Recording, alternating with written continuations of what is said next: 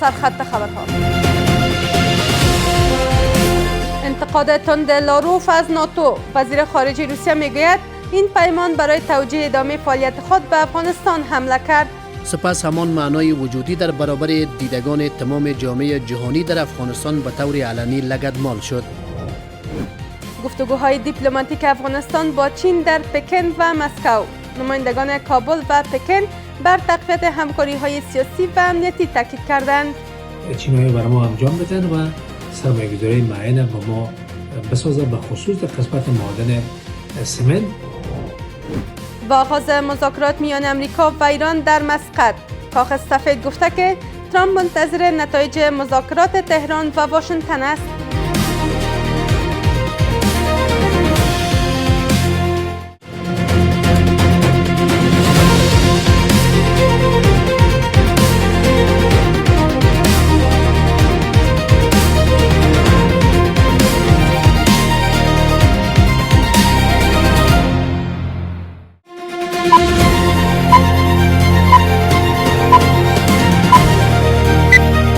سلام و وقت شما بخیر. به مجموعه خبر این ساعت از رئیس خبر خوش آمدید. امروز جمعه 17 دی 1404 هجری خورشیدی است که برابر میشد با 6 فوریه 2026 میلادی. نشر خبرها. محمد یوسف حماد سخنگوی اداره ملی مبارزه با حوادث طبیعی میگوید که دست کم 5 نفر در برفباری‌های پسین در روزهای پنجشنبه و جمعه در ولایت‌های فراه، هرات، غور و نورستان جان باختند و 30 نفر دیگر زخمی شدند. به گفته آقای حماد 10 خانه به گونه کامل و یا هم نسبی آسیب دیدند. د هیواد په ډیری ولایتونو کې بارانونه واورې ولیدلې دي. بدبختانه په فراه، هرات، غور او نورستان ولایتونو کې د دغه ورښتونو له امله په ټولیز ډول 15 کسان شهیدان، 3 نور زخمیان او 10 کورونه په بشپړه او نیمه ډول ویجاړ شوي دي. سرگی لاروف وزیر خارجه روسیه اعلام کرد که ناتو برای تعریف معنای وجودی خود به افغانستان حمله کرد. به گفته او این ائتلاف با بحران هویت روبرو بود و حضور نظامی در افغانستان را به عنوان ابزار برای توجیه ادامه موجودیت خود دنبال میکرد. گزارش از نستر نمیری. سرگی لاروف وزیر خارجه روسیه در گفتگو با شبکه آرتی گفت که ناتو در افغانستان در برابر چشمان جامعه جهانی اعتبار خود را از دست داده است. او افزود که این سازمان معنای وجودی خود را از دست داده بود و حضور نظامیان در افغانستان فرصت برای توجیه ادامه فعالیت خود بود.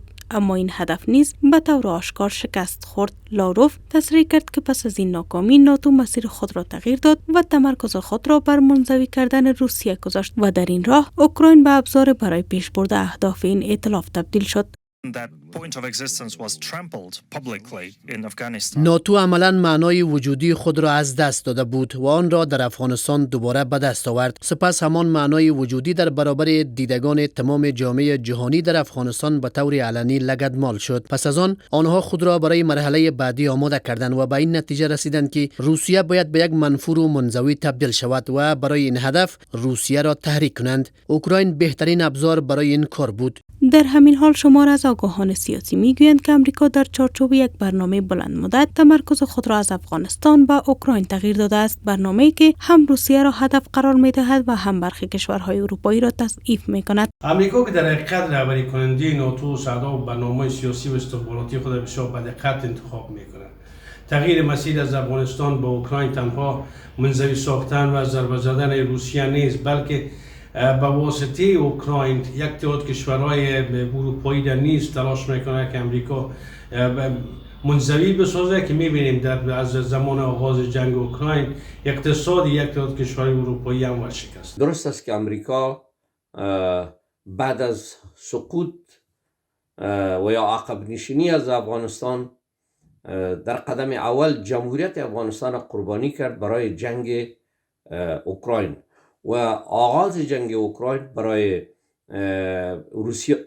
روسیه یک جنگ بسیار تباکن و اقتصاد روسیه را با شکست مواجه کرد.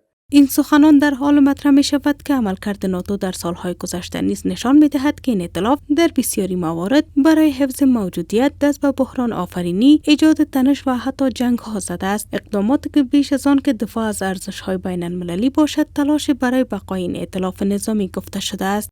سفیران امارات اسلامی در چین و روسیه در دیدارهای جداگانه با مقام‌ها و دیپلماتان چینی درباره گسترش همکاری‌های سیاسی، اقتصادی و امنیتی گفتگو کردند. بلال کریمی در پکن بر توسعه روابط دوجانبه، فعالسازی مسیر واخان و همکاری‌های قنسولی تاکید کرد و گل حسن در مسکو نیز راه‌های تقویت امنیت منطقه‌ای و همکاری‌های مشترک را بررسی نمود. باز هم گزارش از نستر نمیری. سفیران امارات اسلامی در چین و روسیه در دیدارهای جداگانه با دیپلماتان کشور چین درباره تقویت همکاری‌های سیاسی، اقتصادی و امنیتی گفتگو کردند. بلال کریمی سفیر امارات اسلامی در چین با مسئولان وزارت خارجه این کشور دیدار و بر توسعه روابط دوجانبه، فعالسازی مسیر واخان و همکاری‌های قنسولی تاکید کرد. همزمان گل حسن سفیر امارات اسلامی در روسیه نیز با سفیر چین در این کشور ملاقات کرده و پیرامون راه‌های تقویت امنیت منطقه‌ای و همکاری‌های مشترک گفتگو کردند. در این دیدارها طرفین بر تداوم همکاری‌ها و احترام به حاکمیت و استقلال افغانستان تاکید کردند. روسیه خواهان ازی است که سرحدات افغانستان به اقمار گذشته اتحاد شوروی یا ممالک کنونی آسیای میانه آسیب نرسه، گروه های مخرب از این طرف عبور نکنه. ولی چین همیشه یک اژمون اقتصادی بوده و خواهان ازی است تا در اقتصاد افغانستان سهم داشته باشه. اما در بود اقتصادی شماری از آگاهان باور دارند که چین به دلیل جایگاه خود به عنوان یک ابرقدرت اقتصادی میتواند نقش مهم در اقتصاد افغانستان و آینده توسعه آن داشته باشد. در قسمت برق و در قسمت نفت تا میتونیم کار را چینایی برای ما انجام بدن و سرمایه‌گذاری معین با ما بسازه، به خصوص در قسمت معادن سمنت. همچنین شمار از آگاهان سیاسی به این باورند که چین در عمل روابط دوستانه و سازنده با افغانستان برقرار کرده است، اما به دلیل برخی محدودیت‌های بین المللی تاکنون موفق به شناسایی رسمی امارات اسلامی نشده است.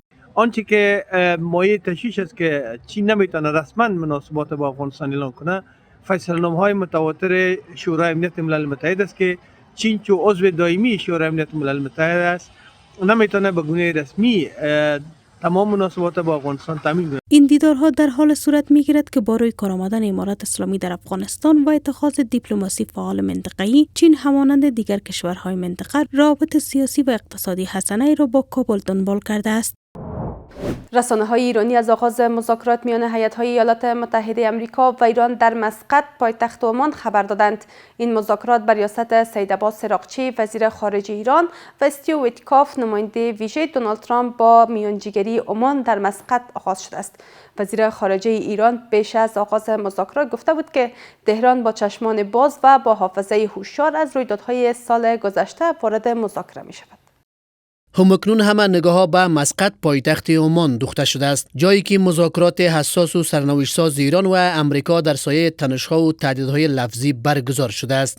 کاخ سفید اعلام کرده که دونالد ترامپ رئیس جمهوری آمریکا منتظر نتایج مذاکرات است. عباس سراغچی وزیر امور خارجه ایران به همراه هیئت برای انجام این مذاکرات وارد مسقط شد و از طرف آمریکا هم استیو ویتکاف فرستاده ویژه و جارد کوشنر داماد ترامپ در این مذاکرات حضور خواهند داشت. وزیر امور خارجه ایران پیش از آغاز مذاکرات با ایالات متحده در پیام اعلام کرد که تهران با چشمان باز و با در نظر گرفتن رویدادهای سال گذشته وارد مسیر دیپلماسی می شود. عراقچی با ورود خود به مسقط با وزیر امور خارجه سلطنت عمان دیدار و در مورد نحوه پیشبرد مذاکرات ایران و آمریکا گفتگو کرد. وزیر امور خارجه عمان ابراز امیدواری کرد که این دور از مذاکرات با حسن نیت و فرصت شناسی همه طرفها زمینه ساز تفاهم پایدار بین ایران و آمریکا شود.